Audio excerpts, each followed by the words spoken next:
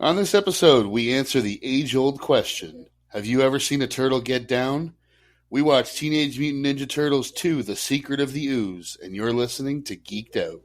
Popcorn in our hands, ready for the show. From the classics to the blockbusters, we're always in the know. Throwing references like confetti, we keep it real. Geeked Out Podcast, we here to make you feel. We're the critics you can trust. Hey everybody, welcome into another episode of Geeked Out. My name is Kyle, Juan here. and as you heard in the intro, today we watched the second movie in our run of what we are calling Guilty Pleasure movies. We watched, I'm not going to say the whole title again, I'm just going to say TMNT 2: The Secret of the Ooze. Now, obviously, as you hear in the title of the movie, this is the sequel to the Teenage Mutant Ninja Turtles, the first live-action film.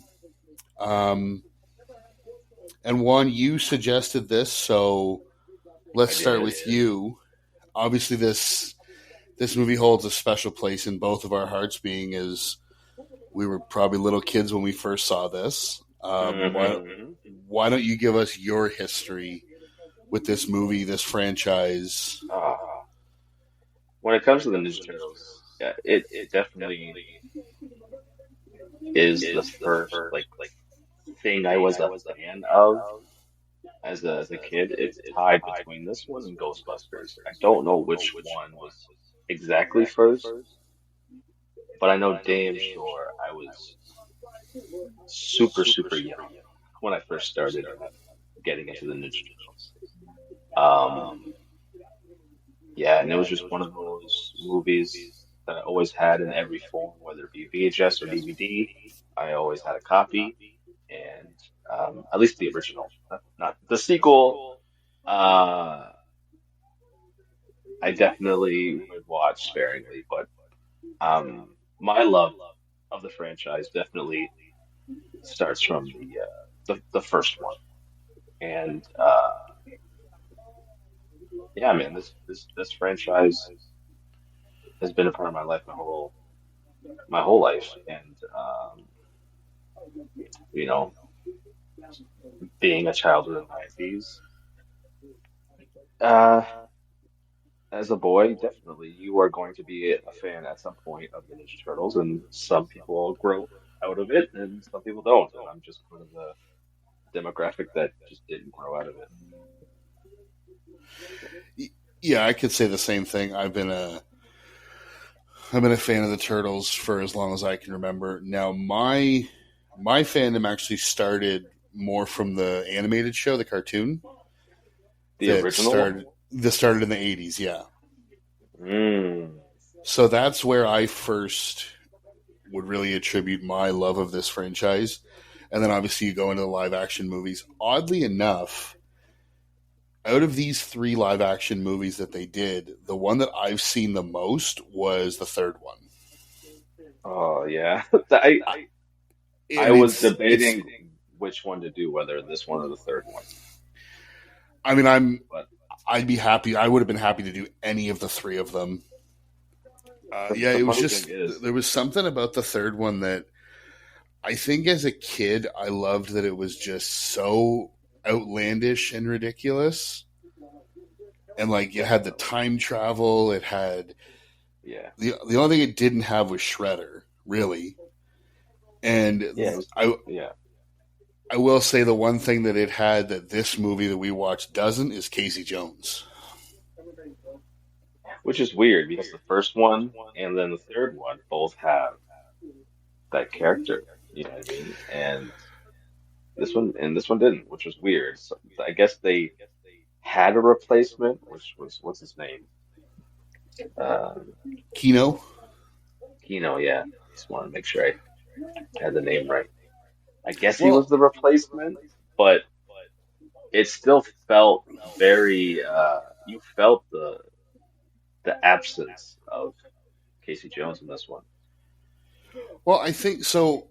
I do know that I did a little bit of research, and I do know that after the first movie came out, there were a lot of parents that kind of felt that it was a little too violent. I mean, when you think about it, you've got 6 and 7, 8 year old boys watching this, and these guys are fighting with sais and katanas and nunchucks and like really dangerous weapons. And so when they made this movie, they tried to, I guess, kidify a little bit, where they don't really allow them to use their weapons very much. And when they do, it's more done for comedy.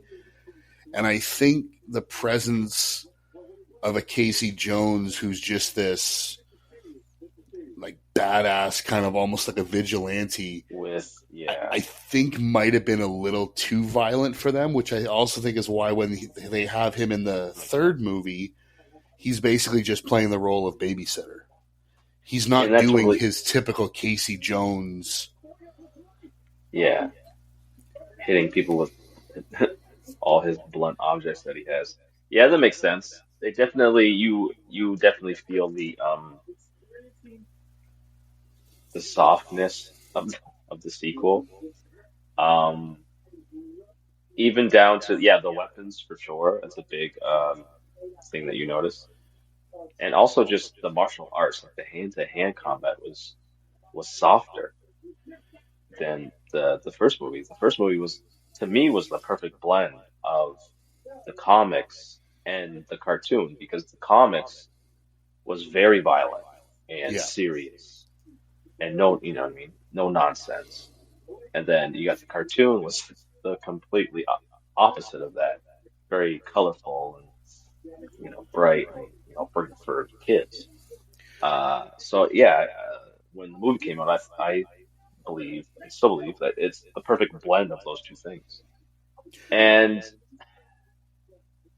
yeah, I just it just sucks that they not only yeah that they softened it and catered to the parents' complaints of making it a little bit more kid friendly. They also rushed the movie completely because it was I think less than a year, which is unheard of a movie of like uh, a superhero movie really or any movie really to just have Yeah. such a short time span between releases. Yeah. The only thing that I can really think of in terms of sequels that came out that close, or even actually closer, would be Back to the Future 2 and 3. And that's because they filmed them literally back to back. So it's Okay, like yeah. they had prepared to do that. Whereas this movie, yeah, the first one came out March 30th of 1990, and this one was less than a year. It was March 22nd of 1991. Yeah, it was insane, especially for a movie that requires lots of like a decent amount of budget with like the costumes and the effects and stuff like that. It's just crazy, wild, Well, and before you we get feel it. in, You could tell this movie was like a bit of a cash grab, and you felt that yeah, you feel that it was rushed because obviously this movie when it comes to the writing and the plot is very cartoonish and childish and simple. yeah, I will say that rewatching it now, it had been years since I rewatched this. I forgot it was as cartoony as it was. It does just seem like a cartoon come to life. It's completely outlandish. And before we get into the details and the numbers on the movie, I got to ask you, being a Turtle fan, who's your favorite? I have a guess as to who your favorite is, but I'm curious as to whether or not I'm right. Well, my favorite ever since I was a kid was Michelangelo. He was always my favorite. I Just was because wrong he then. was. Uh, now, currently, if you would ask me, I'd probably say Leo, but um, my heart will always go to Mikey, man. He was just the goofball, the funny guy. And I consider myself a class clown, especially from my teachers. Um, so yeah, I always felt like whenever I was in a friend group, I was always like the funny guy or the Mikey type. Okay, that makes sense. I actually thought your favorite was Raph. Um, no, no, he's cool, but no, it's Mikey, man. How about you? It's Don, right? You like Donnie? Always. I've always, and it's funny when I think of the Turtles, I've always been a Donnie fan. He's I don't know what it is. It's I seem to always Because he does oh machines. well, so I always seem to like the intellectual, the geek, the nerd. It's him with Turtles. It's Beast with X-Men. Like the Mm. I don't know why I just gravitate towards that. But another thing I was thinking while I was watching this is going through like the names of the four of them. Obviously, the Renaissance painters, and I just kept thinking like I think I was a teenager the last time that I actually referred to them as their names because they're always just Mikey, Donnie, Leo, and Raph. Like I Yeah, the only one I'd probably would say their names either Leonardo or Raphael. Donatello, I'm not saying Donnie or Don or Michelangelo. No one says that. Everybody says Mikey. yeah, and see the whole thing. Like I always found Mikey so funny, like his surfer dude type persona that he always has. With Raph, he was always so over the top in terms of like Oh yeah, he's anger emotional. and aggression and just going off half cocked. And I'm like, even as a kid, I was like, yeah, I'm not here for that. Unless you're that personality type, you're probably not gonna be like a rap guy. Yeah. Well, let's get into the numbers before we get into the plot of this classic film. So, as I said, the movie was originally released on March 22nd of 91.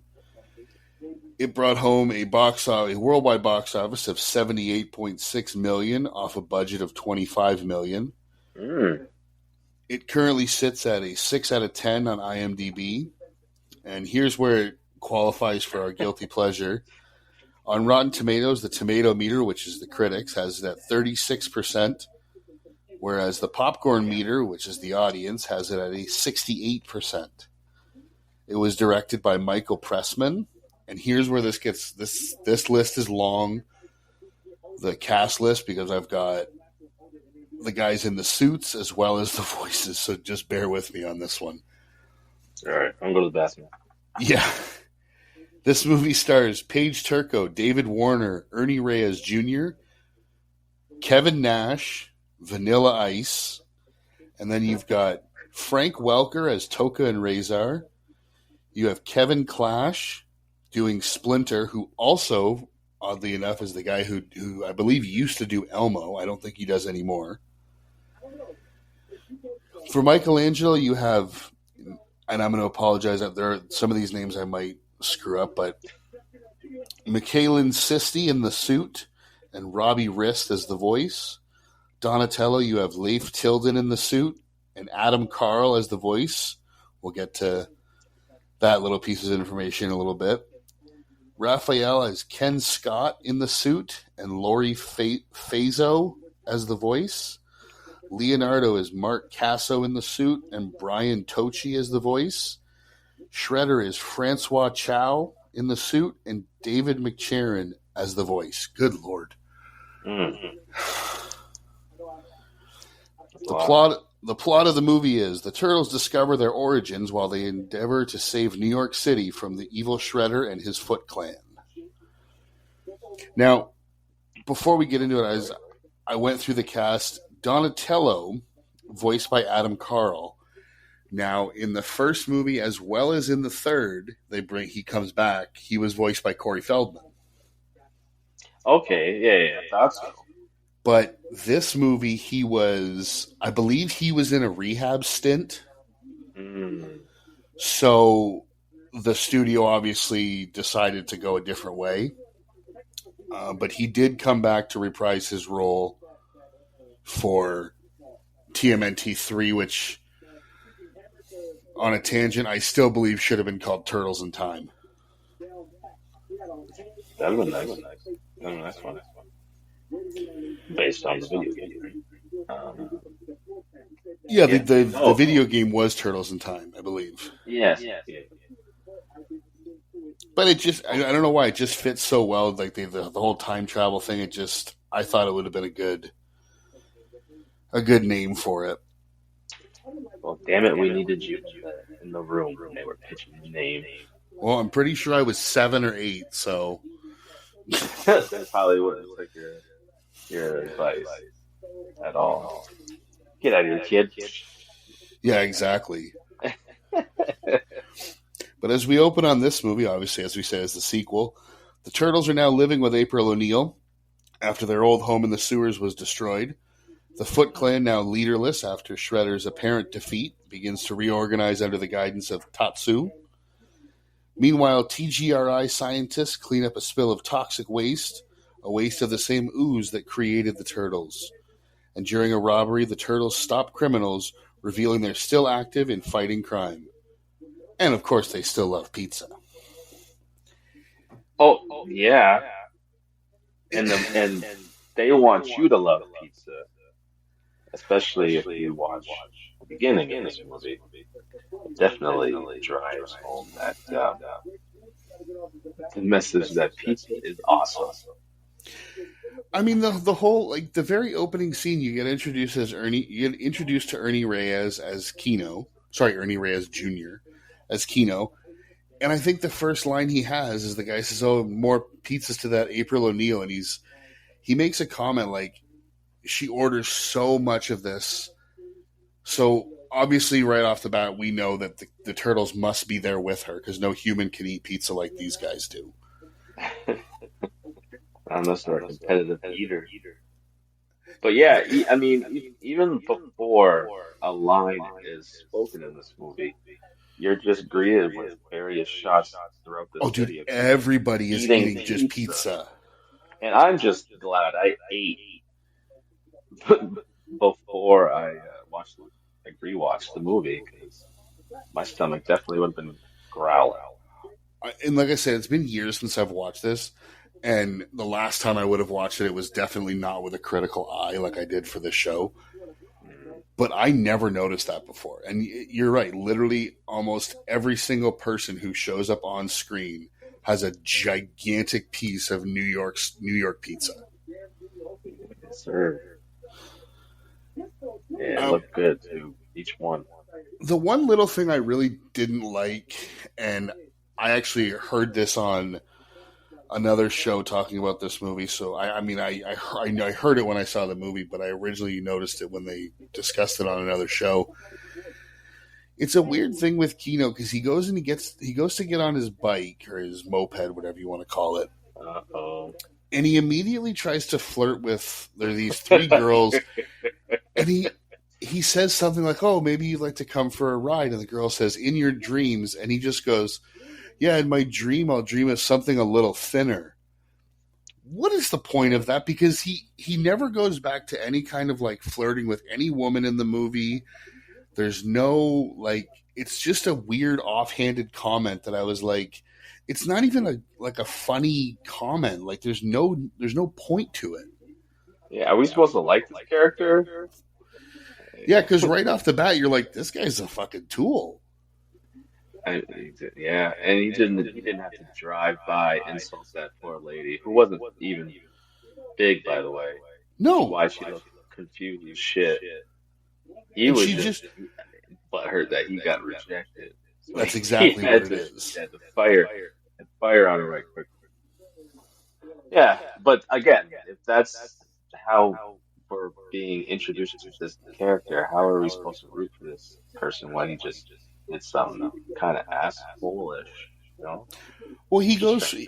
he does that and then he immediately gets to Rachel. I did this when I was watching the movie too. I kept referring to April as Rachel and I have no idea why. But when he Strange. gets That's to funny. April O'Neil's place, he sees these vans filled, and these things are filled Oh to the yeah. brim of stolen electronics. Now, number one, if you're performing a heist, why are you leaving all the evidence out in the open like that? But two, why is he going to go try and investigate this himself? walk 10 Exactly. feet to a fucking payphone and call the police and then go deliver the pizzas and get on with your life. And how does he know 100% that anything criminal like is happening? I Yeah. get that these are two vans are parked with stuff built to it, but how does he know that something bad's going on? Well, You know, criminal. for all he knows, they're stalking a store.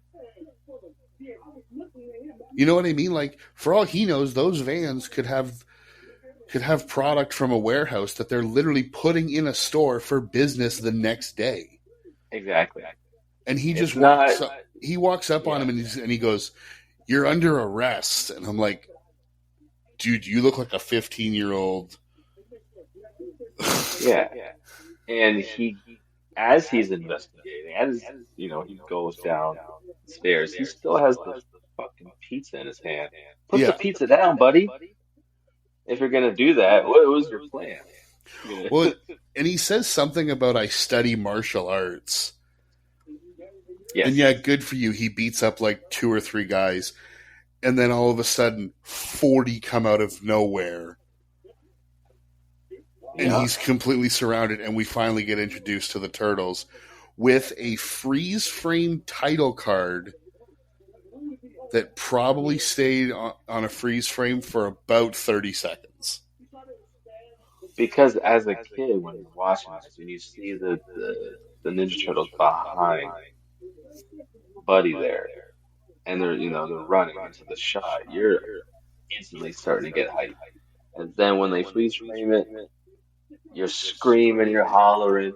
So they need that buffer, the 30-second buffer for the kids to calm the fuck down It's so like they can continue on with the movie. it's like a laughter break in a sitcom. Yeah, yeah, pretty much. And obviously the turtles come in and they fight these are members of the Foot Clan, although we don't quite know it yet for sure. No, because they don't have their traditional costumes. They have the alternative skin. They have pantyhose over their face. Yeah, But yeah. this is the beginning scene where you realize they're not using their weapons. We've got it here. I put Mikey uses sausage links and a yo-yo. Donnie uses a belt. Leo does use his swords, but he uses them to stab into the ceiling and then jump up and kick people. Now, What are those swords catching that aren't just pulling right out of the ceiling as he puts all of his weight on them? I don't know what the hell that ceiling is made out of, but he stabbed it. He must have hit the studs. Yeah, we don't know the architecture on how it's built, so all we know that he stabbed into something, cement or some shit. I don't know. But yeah, uh, the lack of the use of their weapons. If you're gonna do it in this type of setting where they have lots of different types of props where they can. So they can actually, you know, use something, and it doesn't. In a way, you don't really notice because they're just using all the stuff around them in like Yeah. a mall, a mini mall. It yeah. When they did it in the opening scene, I didn't I didn't mind it at all. Well, the thing is, like, so if you look, when they're actually fighting, Raph has his size out. But he's not, like, he's just literally holding them with, almost like with the blades pointed back at him. But he's not using them. I'm like, if you're not using them, fucking put them away. You're going to stab yourself that way. Yeah, or just use something else. Pick up something else. Have one of the characters knock your weapons down, and you gotta use something else. Yeah, if they get knocked out of your hand, that's one thing.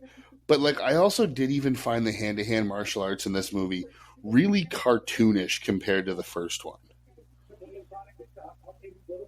You didn't? I did. I found Yeah. it very cartoonish. Like Yeah, it it, definitely was. it almost seems sometimes It's like they were soft moving pencil in all across slow there. motion. Yeah, there's no like straight, direct strikes. Um, in a similar fashion to the first one. It just seemed, yeah, like very slow, very comical like hits. Yeah, man, it Yeah, was very noticeable in this one compared to the first one. yeah, it's and I mean when I really thought about this movie, and I never kind of put it together before, is this movie has like three or four main big like physical conflict fights, and then in between they're just like little filler scenes that don't really amount to a whole heck of a lot. Yeah, just scenes to push the plot forward, So like this one they lead to go the next fight scene. well like this one they go back up to they obviously beat the Foot Clan. They go back up to April's with the pizza, and you can tell right away that while she loves them as who they are, she cannot stand living with them anymore, and I can't blame her whatsoever. Like Oh it yeah, they're like it floor. The well clowns, they're all clowns. they're clowns, they're filthy. There's probably 35 empty pizza boxes, and she even comments like, "Oh yay, we're having pizza again." To say that's literally what they eat every single day, and she's like, "I've had enough. I can't eat any more cheese. I need a salad. I need something different." 100%. I wish they would have put more emphasis on that, and we could have made something funny out of it. And usually in movies when they have like pizza or any kind of food, they do a good job to make it look appetizing. This stuff looks like cardboard with dripping goo coming off of it.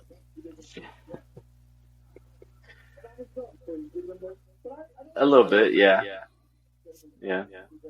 I wasn't paying too much attention to the pizza after the opening, but yeah, Oh, well, no, the opening stuff, that's real pizza. It looks fantastic. yeah. Now, who is more terrifying if you came across them? The turtles or the 6 foot tall rat who's wearing what looks like rags? Seeing as though if I see a, a 3-inch rat, I'm running and being scared. So yeah, seeing a seeing whatever. He probably wasn't 6 foot. He's probably like Well, you know what I mean, though. yeah, yeah, A human-sized rat. I'm freaking the hell out. I'm passing out just like what Kano did. Yep, I'd be passed out just like Kino. Yeah, but I do appreciate Master Splinter having one of the best timed lines I've ever heard in a Ninja Turtle movie. Which is, He, I forget what April O'Neil says. Oh, no, April O'Neil says like, "What's he doing?" And Master Splinter says, "Coming to a decision." dude, I thought the same exact. I almost spit out my What you drink. doing? What you doing, Master Splinter? You doing what? You doing? I Oh, that's what you was doing up there. Oh, that I makes sense why you was up there so long. I almost spit my drink all over the place when that. I was like, "What?" I never, I never noticed that. As a And kid, had I never noticed that. and had he just said "coming to a decision" or whatever, fine. That's a perfectly normal sentence. But to just go "coming to 3, 4, 5 to a decision." Wait, why'd you have to pause like that? Is this a? Are you doing this on purpose? I think Master Splinter was doing that on purpose, man. And definitely the people writing wrote that line, had I don't that know. line for sure. It was like a little hee hee little joke for They sure would that just went over kids' heads. they It would had to have be. to. It had to be. You cannot not notice that as an Well, adult. and Now, obviously, so in this movie, they've replaced April O'Neil. In the first movie, it was Judith Hogue, and in this movie is Paige Turco. Do you have a preference of the two, or did you even notice? And it's the same one from the second one to the third one, right? Second, third, Yes, same. yes.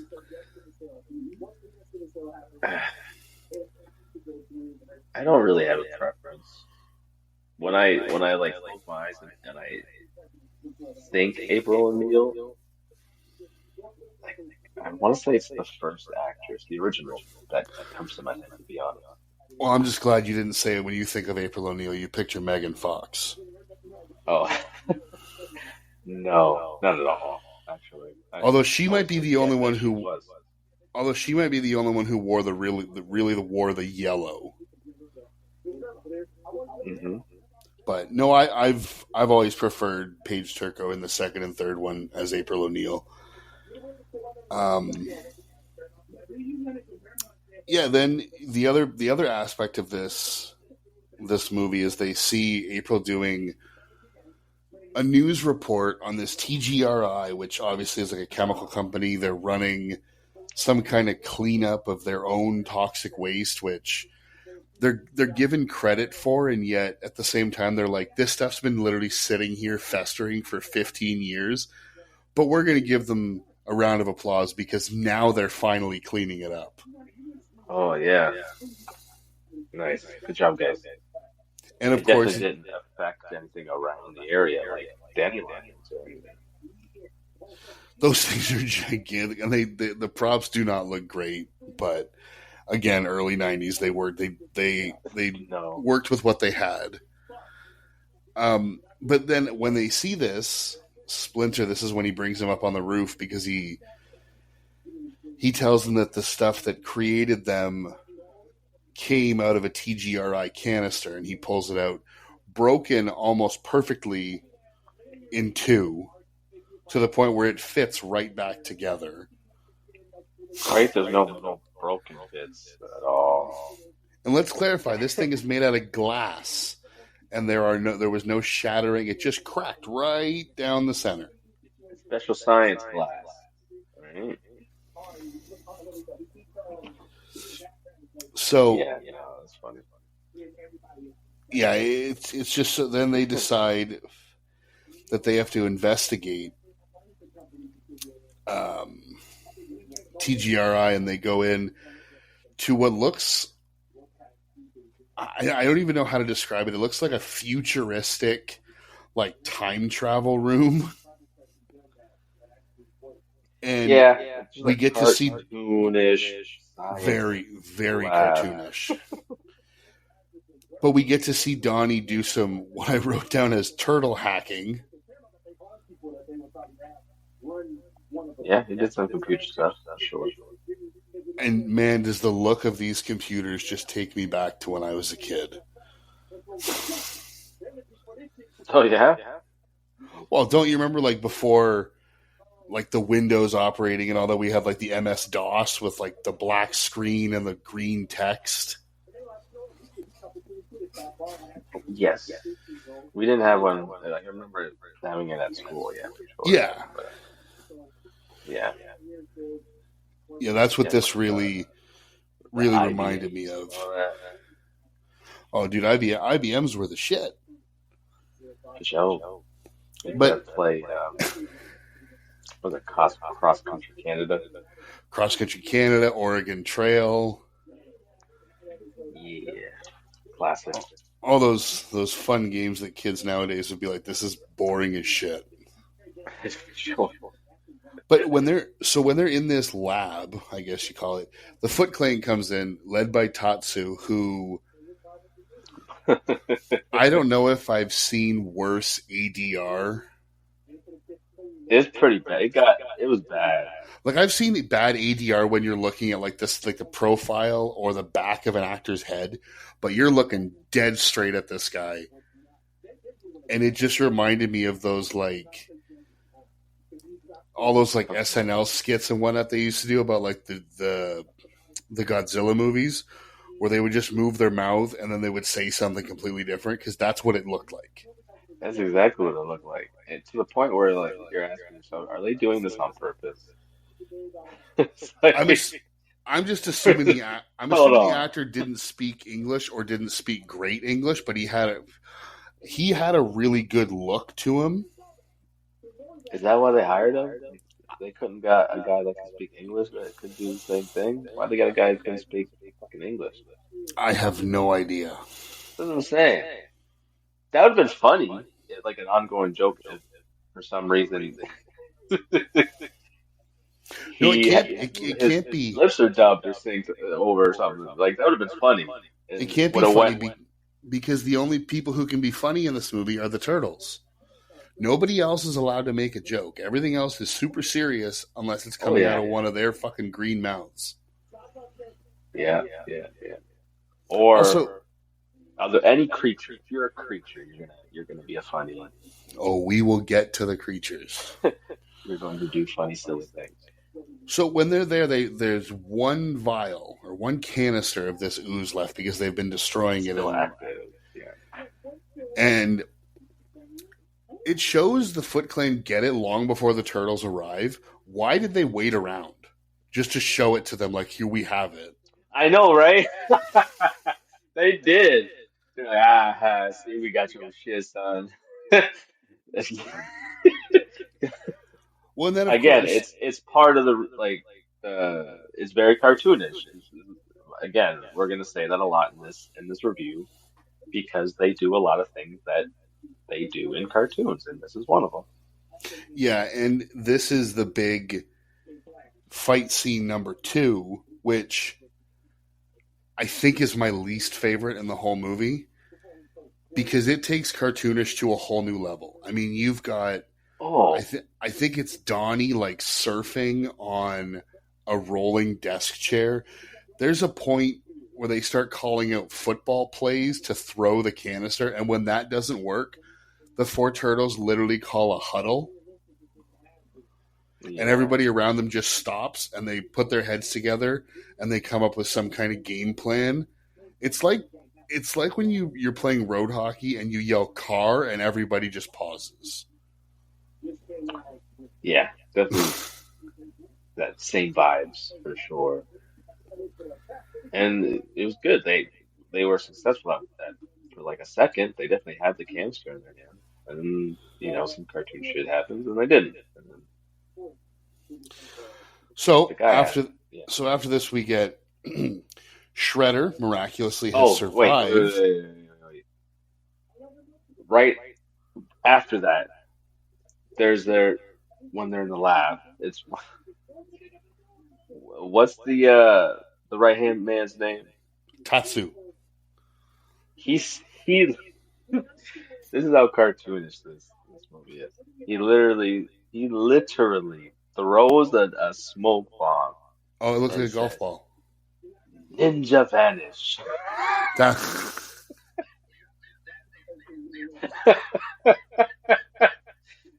I rolled my goddamn eyes when I saw that. I started laughing, man. That was so funny. Yeah, yeah, he that literally was said it. He actually said it. The thing that people say as a joke, he said it. It was a real line from him. That was so funny. that was a little much. Yeah, I'd say so. But so after this, you have Shredder miraculously has survived the first movie and reclaims control of the Foot Clan. He learns about the ooze and wants to use it to create mutant henchmen. Using the vial, Shredder then transforms a snapping turtle and a wolf into giant mutants named Toka and Razor. These mutants are incredibly strong but not very intelligent. The turtles meet Professor Perry, the TGRI scientist, and discover the ooze was an accidental creation meant for waste disposal, not mutation. Donatello struggles with disappointment, realizing their mutation wasn't special or fated, just a random accident. So, among all of this, we have Donnie becoming like philosophical and being like, there's no great meaning to the world. We were accidents created by basically chemical garbage. I didn't need that in this movie. Like, as an adult, I can appreciate it a little bit, but for a kids movie, I don't need you questioning the sanctity or the meaning of your lives.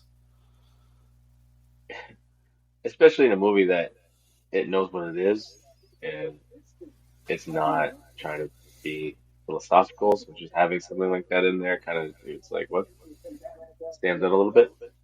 Yeah. But So, yeah, yeah, they did that.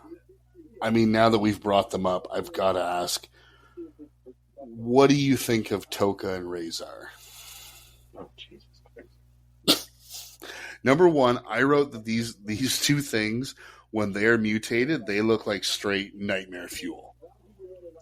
Nightmare fuel and obvious costumes. Even though the Jim Henson Company, they their work with the turtles is just impeccable. Like really, really great. But when, when it comes to those other two, yeah, they definitely you could tell motherfuckers were in costumes, and it just took you right out of it. As a kid, you're not really gonna notice it, but as an adult, you definitely see you see the how unnaturally fake the creatures are that Well, aren't human. I will say that. So originally, doing some research, originally the studio wanted to use Bebop and Rocksteady. However, the creators of the Turtles, Kevin Eastman and Peter Laird, weren't in favor of that, so Toka and Razor were created. And apparently, these guys were so popular that they made an appearance in the cartoon in season 7.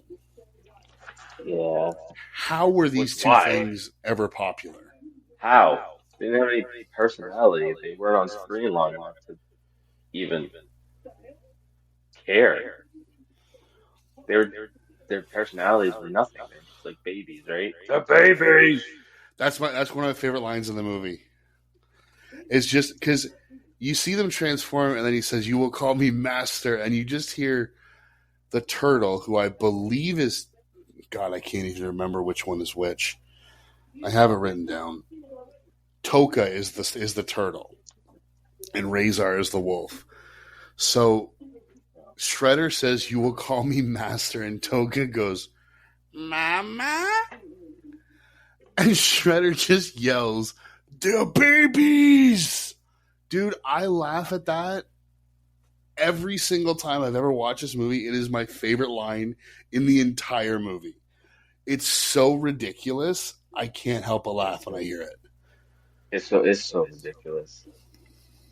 It is funny when you hear it because that's not a line that if you gave the greatest actor of all time couldn't sell. No, at least not in the way that he does. Like he's yelling it. It would be one thing if he went up to like Tatsu or the professor, like the scientist, whatever, and he gets in their face and he's like, "They're babies. How is this like?" And he's trying to explain it to them, but he just the exclamatory way that he says it, it's so dumb. And Oh yeah. he wants to have them destroyed, and the scientist just he's like, well, "What did you expect? Like they're infants. They're."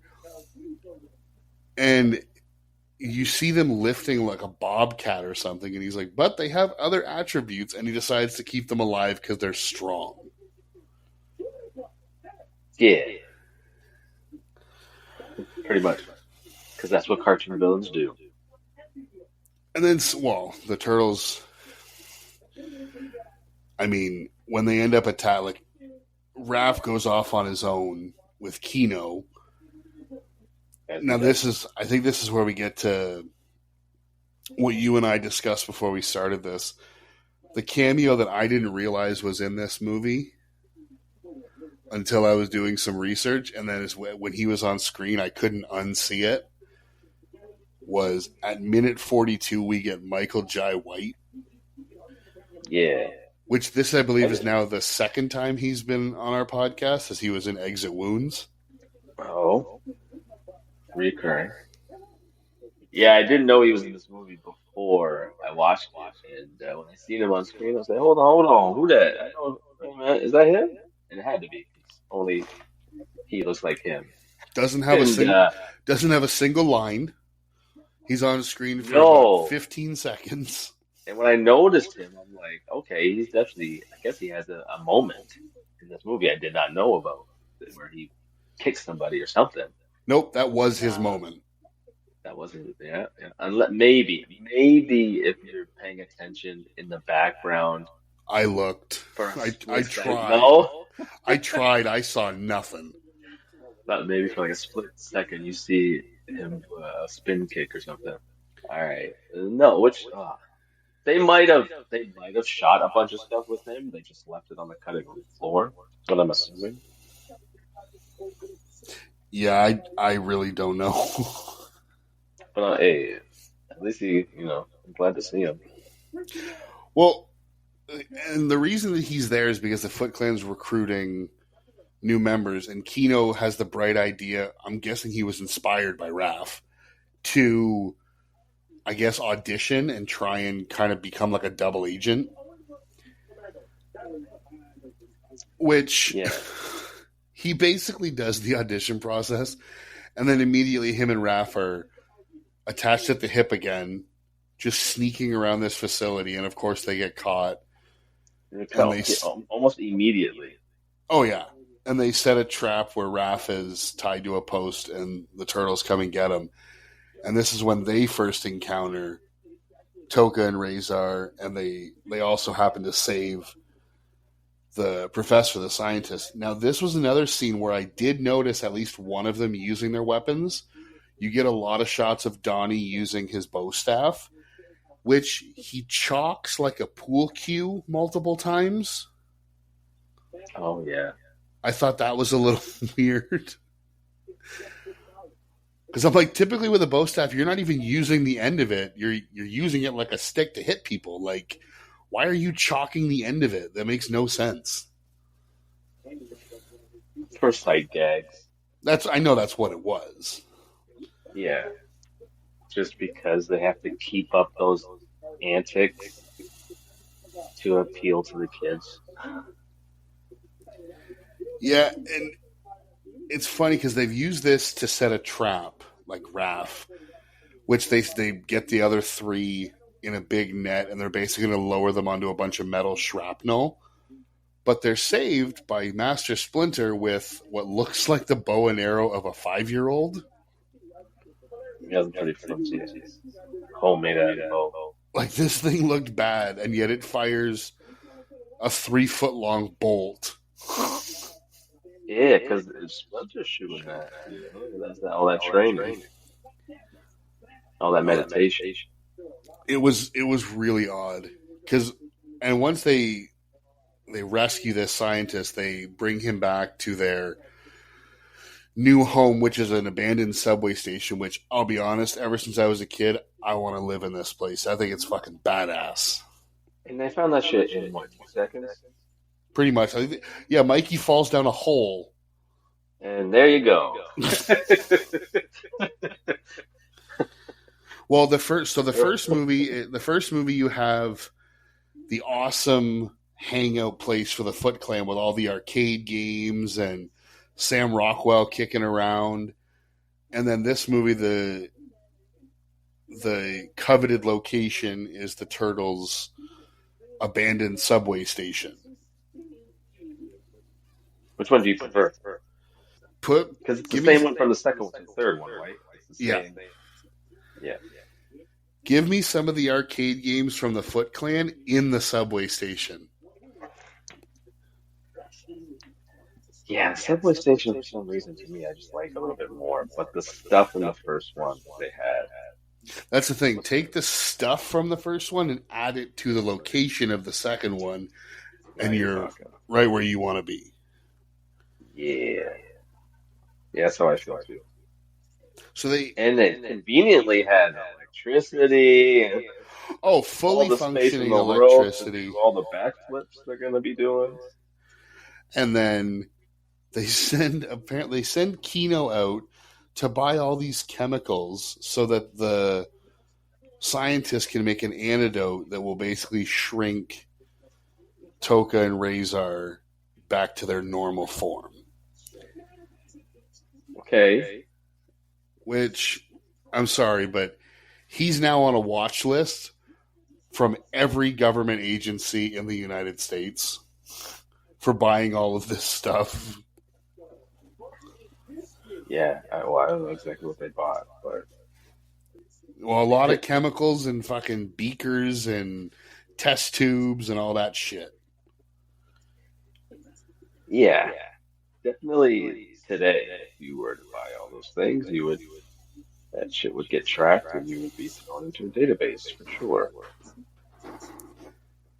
And how does he like? He just knows there's an antidote. He doesn't have any. Well, and like we were saying, the ooze that actually transforms them wasn't something they made. It was just a collection of waste, like chemical waste, that combined. So, how do you know exactly how to counteract what that stuff is going to do? I get you're a scientist, but where's the science in solving the problem? You know what I mean? Oh, we don't have time for that. We have an hour and a half to get in and out of He this just movie. knows. He just knows. But Okay. it does give us, and they have to figure out a way to give it to them. So they make ice cubes and put them inside donuts. That's a solid plan. That can't go wrong, right? There's no way. Well, the only thing that goes wrong is apparently this junkyard where they do this meetup is right next to the hottest club in all of New York City.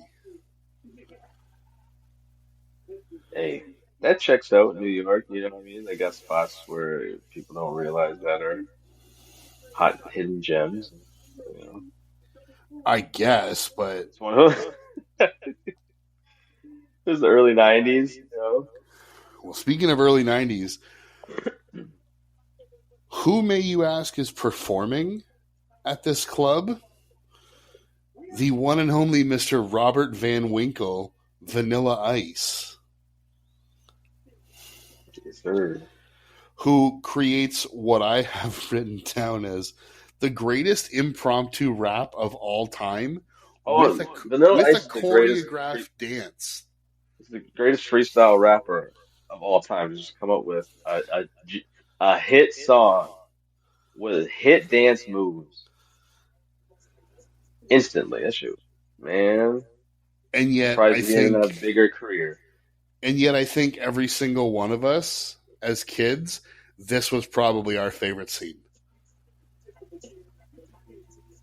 Yeah, Just to yell with your friends, "Go ninja, go ninja, go." yeah, because it's like you got the music going, which is good. You're hype. The people in the club are hype, so you're feeding off that hype.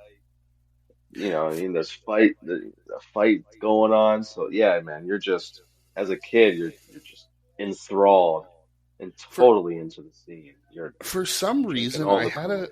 I had a vague memory of this scene where they went up on stage afterwards and Vanilla Ice went to like take their masks off, and then he realized that they were like real turtles and like freaked out. Obviously that doesn't happen in the movie, but I had a weird recollection of that happening. Maybe there's a deleted scene. I don't know about that. I don't know, it's probably something that I just cooked up in my own fucked up brain, but for some Yeah, reason it's a I'm watching the Mandela movie. effect right there. Yeah, I'm watching the movie going, "Oh, is this when he does it?" Nope.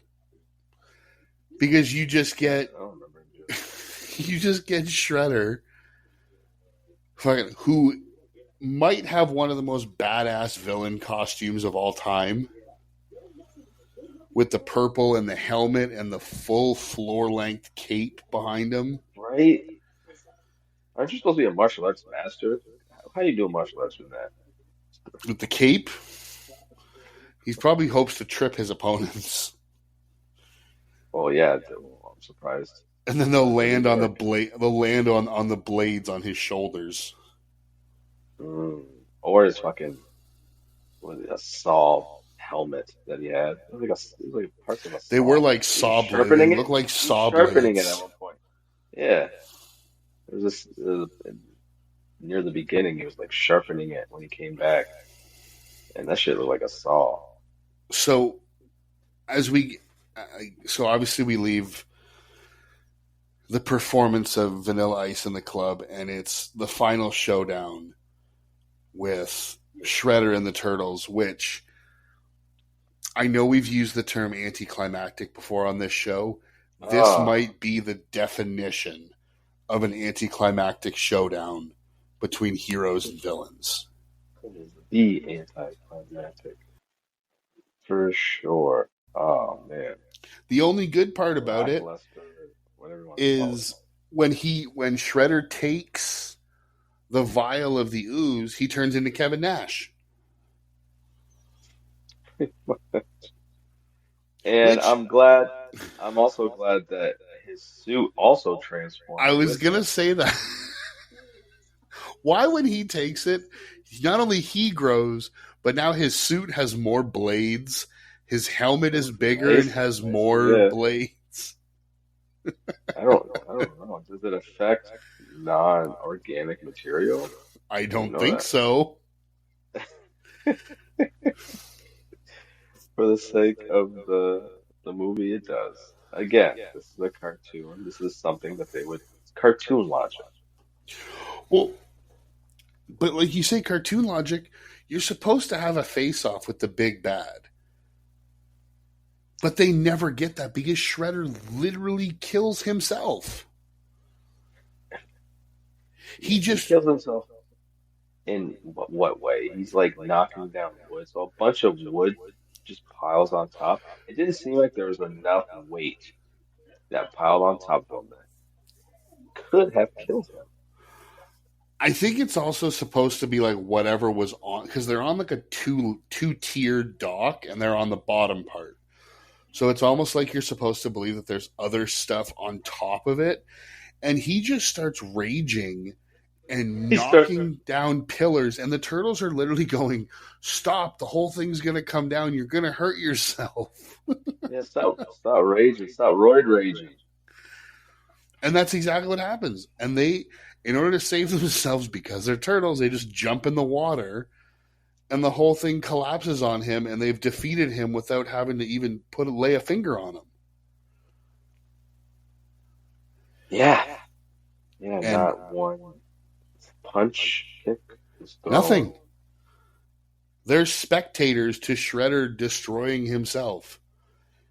And then as they climb out of the water, you get probably the most uninspired, the most lackluster reading of "Man, I love being a turtle." Like even in the actor's voice, you could almost hear like the despair of like, finally we're done.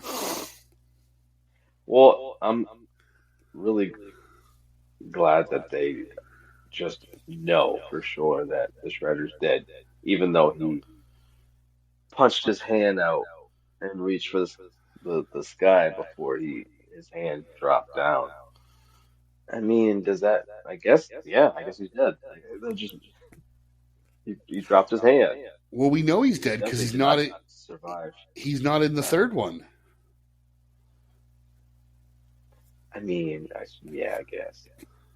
Sure. and they never made a fourth one. So canonically, Shredder must be dead Mm, by that logic. yeah, I can't argue that. Cannot argue that.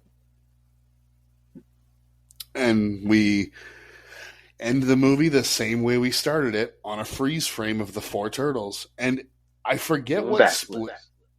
They're not doing backflips, damn it. They're doing back handsprings. Man, I call them flips, man. They flipping around, right? Now, I actually didn't write down what Splinter says at the end, but he says something, and when they hit I the love being a freeze rat. frame, no, I forget what he says, because when they hit the freeze frame, he goes, "I made another funny." Because I know he does that in the first movie where he makes a joke and he's like, "Oh, I made a funny." Oh, Jesus. Oh yeah, Oh, I did not pay attention to the you were last line. you were already checked out. Pretty much. I was like, all right, I get it. Yeah, so I mean that takes us to the end of the secret of the ooze. Before we move into final thoughts, I have nothing else. I don't think that I. Oh no! There's one thing I did notice when they're making the antidote.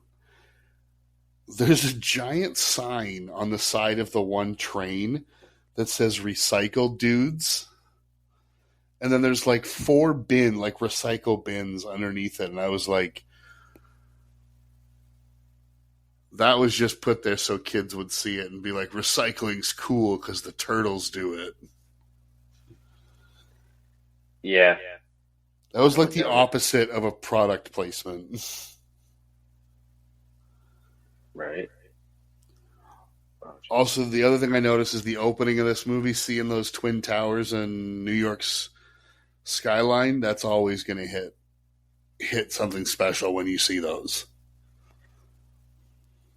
Yeah, it was also in the fake background of New York when they were on the rooftop. I liked that. I think that was a matte painting, which I really wish movies would go back to because I think those are really good effects for static scenes where they're not moving. It can work. It could definitely work. The right setting for sure. But yeah, I mean, unless there's something that you wanted to talk about that we haven't covered yet, I think that brings us to the end of this movie, and we can move on to our final thoughts. I just want to quickly point out the fact that anytime the Foot Clan is doing training or you just see them out in the day, it looks 10 times more ridiculous.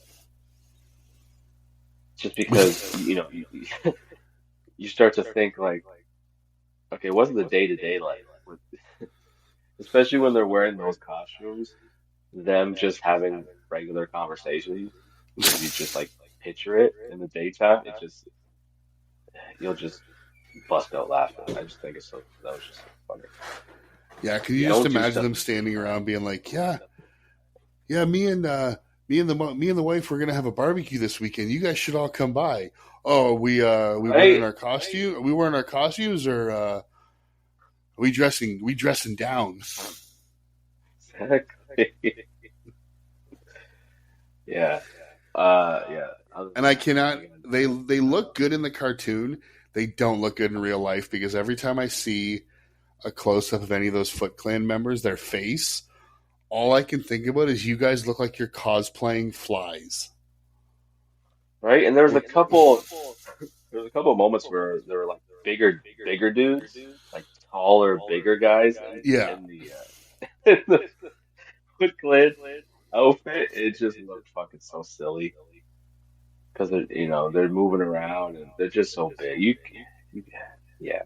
I, in the cartoon, it does look a lot better, but yeah, in the movies, the material that they use, and it's at night. Even at night, they don't look bad. It's just the fact they're in the day Well, makes it look with bad. as bad as some of these costumes look, I am so thankful that they stuck with Shredder and didn't try to bring Krang in.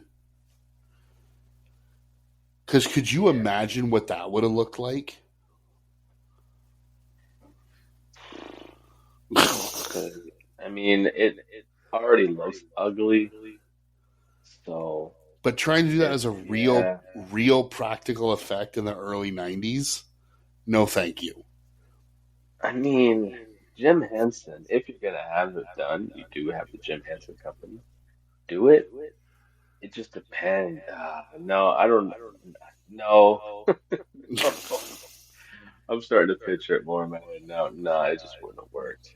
It would have looked stupid and And nasty, and just for the record, this movie is dedicated to Jim Henson, who passed away the year before this came out. as he should, man. Because his work with the suits, just the idea of doing that and just having these suits created where the mouth moves and and they have to do martial arts. It's just, yeah, it was a tall task, Yeah, and that's for and sure. and they accomplished it, man. They knocked it out of the park with those suits. And honestly, I prefer those suits over CG. I hope the next iteration that they have, they do the practical suit I don't think we're version, ever going to see that again. or at least like a merge practical with CG with the turtle suits. I don't think we will either, but one can hope. It Yeah, just looks better. It looks better on screen. I agree. I mean, that's like anything. Most practical effects always look better than CG. 100%. All right, so as I said, we'll move into our final thoughts. Juan, this was your suggestion. You take it away. All right. Yeah, I get it. This movie, for me, is all nostalgia.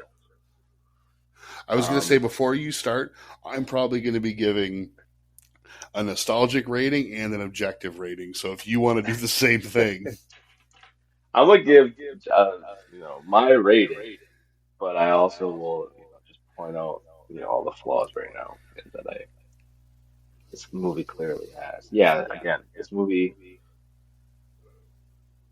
is a cartoon. This movie know at least the movie knows what it is, and it really leans into it because this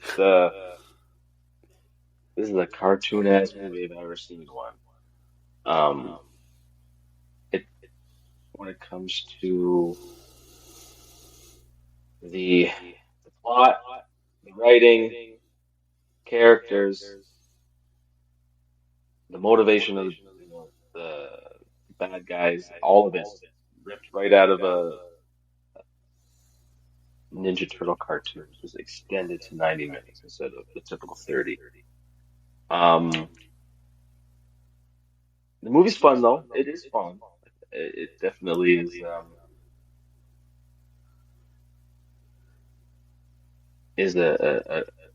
a fun nostalgic ride.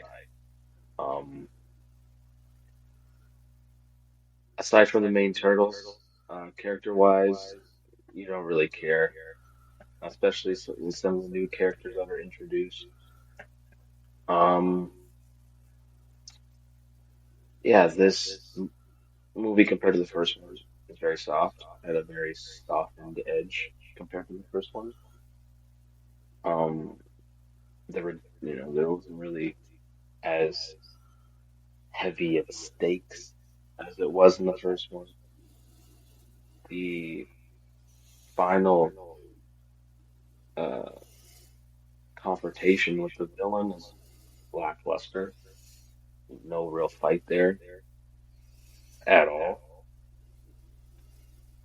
But the suit work by the Jim Henson team is peak. The ninja rap,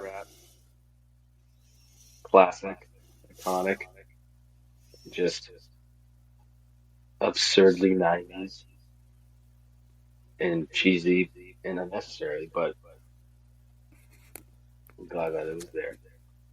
Uh, the pizza, the pizza tie-in, I appreciate it. I was a big fan of pizza. Really liked it. Other than that, yeah, you're not gonna get much out of it besides that. I would recommend this if you are a fan of Ninja Turtles and just haven't seen this movie. If you're into comic book movies and you just haven't gone around to and seen this one, and if you have if you are a parent and you have a son or a daughter who is a fan of the current iteration of the Turtles, I would recommend having them watch this. That's all the recommendations I'm gonna get with that. I'm going to give this movie a 6.5 out of 10. okay. No, you're right. I mean, this is literally the definition of a cartoon come to life. Trying to put all my nostalgic love aside, if you look at this movie objectively, this movie is bad. It's bad acting. The costumes aren't great, aside from like the innovation that they did with the turtles and with the animatronics and the faces. The fight scenes aren't very good. As we said, the plot is kind of generic and there's not a whole lot to it. But that being said, when I do factor my nostalgia into this, it takes it to another level just because of my love for this series, this IP, all of this, these characters. I'm going to give it a soft recommend on, like you said, if you're a fan of the IP, I would say to watch it. I wouldn't suggest really anybody else to watch it because if you're going to watch it in 2025, you're not going to be impressed with what you see. Aside from fact of saying, I would say to watch it just to say that you have, but if you do, I wouldn't expect too much out of it. A nostalgic rating, I would give this like a 7, but an objective rating, it's like a 4. Yeah. So I would probably slide somewhere right into like the 5-6 range, kind of where you're at.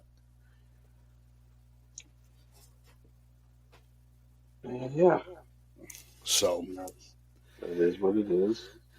Yeah, that's going to bring us to the end of our episode on, for the last time, Teenage Mutant Ninja Turtles 2, The Secret of the Ooze. Next week, we are going to continue our Guilty Pleasure series, and it's my pick. And I've been thinking about what I should have you watch. Okay, why say it? Damn, you don't say it like that. You know what I mean. What are you torturing me with? You know, it's funny. I had something else in mind, and then something kind of jarred my memory of when we did another movie, and you had said something about if anybody knows me, there are 2 movies that I bring up. And we already did one of them. So for our next episode, we are going to go back to the year 2000. We are going to watch a street racer and a hockey player pledge a secret society, and we're going to watch The Skulls. Well, at least now it'll be out of the way, so you ain't got to mention this goddamn movie again. This movie's amazing. Yeah. For some reason, I always I merged this with the other movie that we reviewed, Covenant. For some reason, I kind of merged those 2 movies together because I only watched it once around the same time when I was a teenager. Oh, dude, I've probably seen this movie 15 times. I did like it when I seen it. I love this movie. I know objectively this movie is bad. There's just something about it that I've always really enjoyed. Yeah, which is why it's a guilty pleasure. Yeah, I remember watching it.